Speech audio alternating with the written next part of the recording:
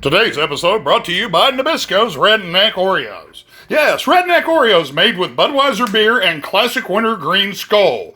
So the next time you're having one of those adventurous moments, instead of trying to jump your wife's minivan with your 3-year-old tricycle, pick yourself up some Redneck Oreos. Warning, excessive eating of this cookie can cause uncontrollable bouts of swearing and spitting. Please eat responsibly. And now on to our show! Hey, Grandpa! What's for supper? And hi, and welcome to Grandpa's Kitchen. I'm your host and country cousin, J-Bob. That's spelled J-B-O-B. If you're a first-time viewer of this channel, welcome. I live here with Grandpa and my two cousins, Cletus and Elmo. Now, if you didn't watch the last episode, Elmo is not exactly the sharpest tool in the shed. No. Just for an example, when he moved in, Grandpa said, hey, now if you're going to live here, you got to earn your keep and do chores around the house. So he explained to him how to milk a cow. Now you figured it's pretty simple. He looked at Elmo and he said, well, do you understand? And Elmo said, yes, sir. I'm going to get out there and milk that cow good. Grandpa said, all right, you and Cletus get out to the barn and milk the cows.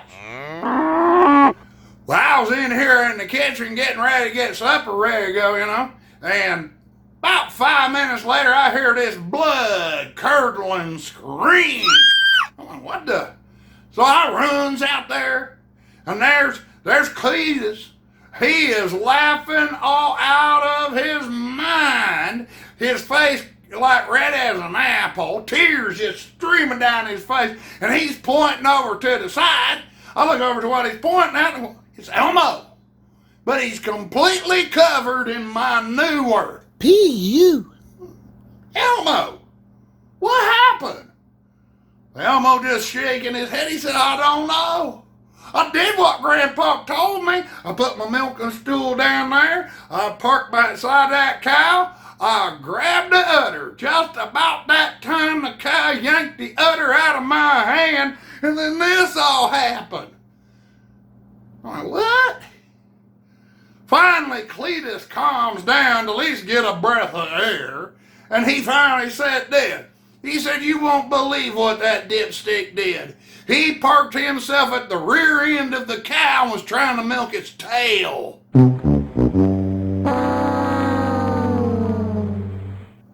Yeah, Elmo ain't all there, bless his heart. He's been twice removed and 6 times disowned. Well, anyhow, hoot, today we're going to get on to making something here in the kitchen. Today we're going to do a staple that Grandpa loves because it's named after his profession. It's known as farmer's casserole. Let's get cooking. We interrupt this regularly scheduled program to bring you this very special announcement. Due to the increase of automobile accidents, we here at this station wish to implore you, if you do not know the basics of auto mechanics or how to service or repair them, please see a certified mechanic. And now back to your show. Dang silly people, I tell you what. Okay, now, the first thing, remember, always have yourself something cold to drink. Today we're going to drink some Dr. Pepper. Yes, sir. Now, we're going to deviate from the recipe a bit, and that's okay. Sometimes deviations will lead to great success. So, the first one that we're going to do is we're going to take our casserole dish, whoops, and we're going to grease it with Baker's Joy. Now, the recipe calls for butter, and that's all right if you want to do it that way. Me, personally, I prefer, either spray oil or the Baker's Joy and not butter. Sometimes stuff gets stuck. Now, the first step is to layer the bottom with sliced potatoes like this. All right, now we got the bottom all layered in taters. We left the skins on. You can have them with or without skins. It's up to you. And here's where we're going to alter it. We got the oven heated to 425 degrees. It gives you 2 benefits. We're going to do this so we can soften up the potatoes. That way, while we're softening them up, we can brown up sausage and onion and skillet. Then we're going to drain the grease off. And 2, we always do this because we find we like it with these Martha Stewart muffins. They're real good with it. Now the recipe does call for hamburger, but we found ground sausage is real good with it. And then the next step is to put your Velveeta cheese on, just like this. All right, they've been in the oven about 20 minutes.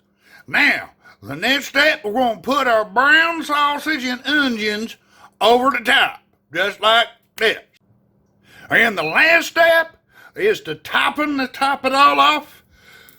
We're going to pretty much make a mushroom gravy by using just cream of mushroom soup mixed with about a half a cup of milk to thin it down to make it so you can pour it evenly over all the top, just like this.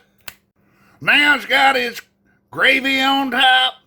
It's ready to go back in the oven. Now I did take the oven back down to 400 degrees, and I'm going to leave it in there for 20 minutes.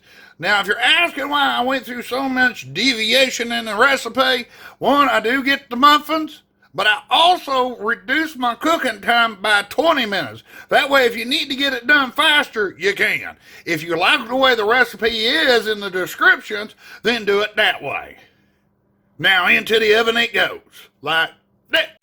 Well, it's now been about 20 minutes, and now it's all bubbly around the sides, as you can see. Oh, yeah. They're going to be tasty. And like I said, we make up muffins. So we're going to make these, whoops, accident. We made up some banana nut muffins and apple cinnamon muffins. And tonight it's going to be very Yum, yum.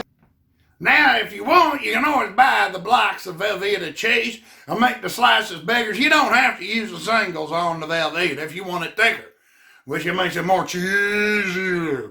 Just like your host. Yeah!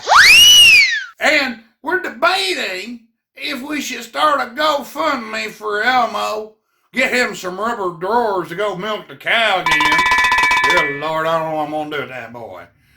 This week, we want to send out a Grandpa Kitchen salute to Cooks.com, who provided this recipe. You'll find the recipe link in the descriptions.